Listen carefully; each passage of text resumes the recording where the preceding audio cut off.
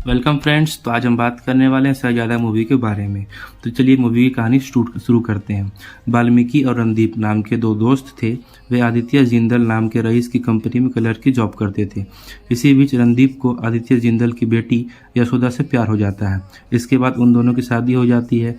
इससे रणदीप बहुत ही अमीर बन जाता है, जबकि वाल्मीकि गरीब ही रहता है। समय के साथ वाल्मीकि की भी शादी हो जाती है।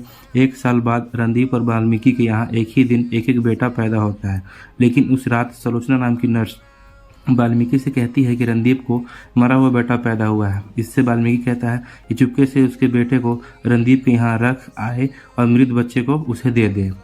वाल्मीकि चाहता था कि उसका बेटा अमीर घर में पले। वाल्मीकि की बात मानकर नर्स सरोचना बच्चे को बदल देती है और रणदीप के मरे हुए बेटे को ले आती है। लेकिन रास्ते में बच्चा फिर से जीवित हो जाता है। नर्स बच्चे को वापस रणदीप के यहाँ ले जाने लगती है, लेकिन वाल्मीकि उसे ऐसा करने से रोकता है। वह उससे छीना झपटी करता है। इसी दौरान सरोचना सीढ़ी से नीचे गिर जाती है और कोमा में चली जाती है। इसके बाद वाल्मीकि उस बच्चे को पालने लगता है और उसका नाम बंटू रखता है, जबकि रणदीप के यहाँ जो बच्चा था वो उसका नाम राज रखता है। धीरे धीरे दोनों बच्चे बड़े होने लगते हैं। राज एक भीरू और डरपोक किस्म का बच्चा था, जबकि बंटू मुखर स्वभाव का और कॉन्फिडेंस लड़का था। लेकिन वाल्मीकि बंटू से हमेशा चिढ़ता रहता था, क्योंकि वह उसका अपना बेटा नहीं था, जबकि वह राज से बहुत प्यार करता था। इसके बाद फिल्म की कहानी काफ़ी साल आगे शिफ्ट होती है। अब तक बंटू और राज जवान हो चुके थे। बंटू एमबीए करना चाहता था, लेकिन वाल्मीकि उसे एमबीए करने से मना कर देता है। इसके बाद बंटू एक ट्रैवल कंपनी में जॉब लेने जाता है। उस ट्रैवल कंपनी के ऑनर समारा नाम की लड़की थी, जिसने बहुत स्ट्रगल करके यह कंपनी खड़ी की थी। बंटू और समायरा धीरे धीरे एक दूसरे के प्रति आकर्षित हो जाते हैं। एक बार वे बिजनेस ट्रिप के लिए पेरिस जाते हैं और उसके बाद दोनों प्यार में पड़ जाते हैं, लेकिन वे एक दूसरे के प्यार का इजहार नहीं कर पाते।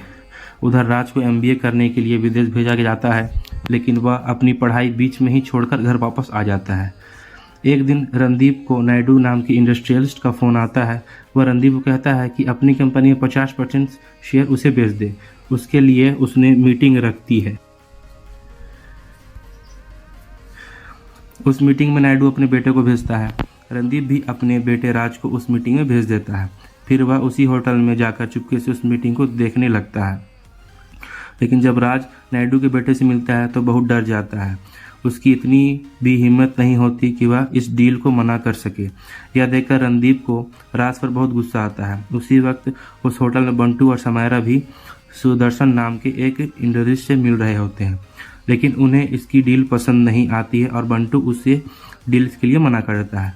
रणदीप दूर से यह सब देख रहा था। वह बंटू की नेगोशिएशन स्किल्स की मन ही मन तारीफ करता है और सोचता है कि काश उसका बेटा भी ऐसा होता, जबकि उसे पता नहीं था कि वह दरअसल बंटू उसका ही बेटा है। इसके बाद अपने ससुर आदित्य से कहने पर रणदीप राज की सगाई समायरा के साथ कर देता है, लेकिन राज यानी जो नंदिनी नाम की लड़की से प्यार करता है और वह समायरा शादी नहीं करना चाहता। इस सगाई में समायरा परेशान हो जाती है। आखिर एक दिन वह जाकर बंटू से अपने प्यार का इजहार कर देती है। यह सुनकर बंटू उससे कहता है कि राज से अपनी सगाई को तोड़ दे। इसी दौरान नायडू अपने गुंडे भेजता है और रणदीप पर हमला करवाता है।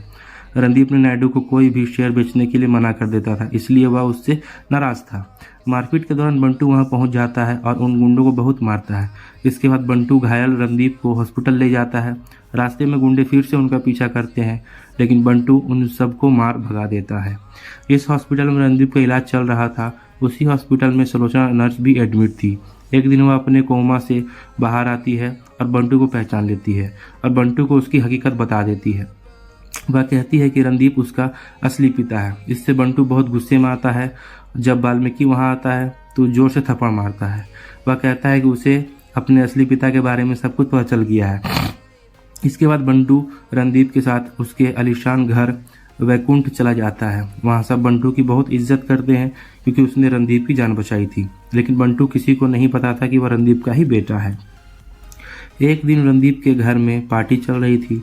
उसी दौरान यशु बंटू समायरा को एक दूसरे के किस करते हुए देख लेता है। यह देखकर यशु वाल्मीकि को डांटती है और कि तुम्हारा बेटा बंटू उसकी होने वाली बहू किस कर रहा था। वाल्मीकि जल्दी से बंटू को डांटते हुए वहां से ले जाता है, लेकिन राज सबको बता देता है कि वह नंदू से प्यार करता है। यह सुनकर राज और समायरा की एंगेजमेंट कैंसिल कर दी जाती है। उधर नायडू इस सिचुएशन का फ़ायदा उठाना चाहता है। वह नंदू को किडनैप करके ले जाता है। फिर रणदीप को फ़ोन करके कहता है अगर उसने कंपनी के शेयर उसे नहीं दिए तो वह नंदू को मार डालेगा। इसके बाद वाल्मीकि बंटू से विनती करता है कि नंदू को बचा ले क्योंकि वह उसके बेटे राज की गर्लफ्रेंड है।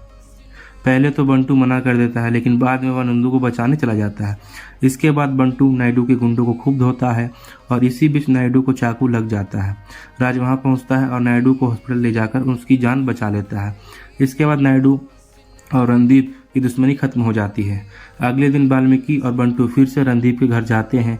वहां आदित्य वाल्मीकि को थप्पड़ मारता है और कहता है कि सुलोचना ने उसे सब कुछ बता दिया। इसके बाद रणदीप अपने सगे बेटे बंटू को गले लगा लेता है और बंटू रणदीप से कहता है कि उसकी माँ यशु को यह बात ना बताए क्योंकि इससे उन्हें बहुत गहरा सदमा लगेगा। ये वह बर्दाश्त नहीं कर पाएगी और राज उनका बेटा नहीं है। इसी दौरान यशु सबके सामने कहती है कि अब बंटू उसके बेटे जैसा है क्योंकि उसने राज और नंदू दोनों की जान बचाई। फिर वह बंटू को कंपनी के 50% शेयर दे देती है। इसके बाद वह वाल्मीकि से कहती है कि राज को 5 साल अपने साथ रखे और उचित ट्रेनिंग दे ताकि एक दिन वह कंपनी को संभाल सके। इसके बाद राज वाल्मीकि के साथ उसके घर चला जाता है। वहां पहुंचकर राज कहता है कि काश 25 साल पहले नर्स ने उसकी और बंटू की अदला बदली कर दी होती तो अच्छा होता क्योंकि वह उसी घर के काबिल है। यह सुनकर वाल्मीकि को बड़ा झटका लगता है लेकिन बेचारे राज को क्या पता था कि अदला बदली तो हुई ही थी। उधर बंटू कंपनी का CEO बन जाता है और समायरा के साथ हेलीकॉप्टर में घूमने चले जाता है। उसे देखकर वाल्मीकि को बहुत ईर्ष्या होती है।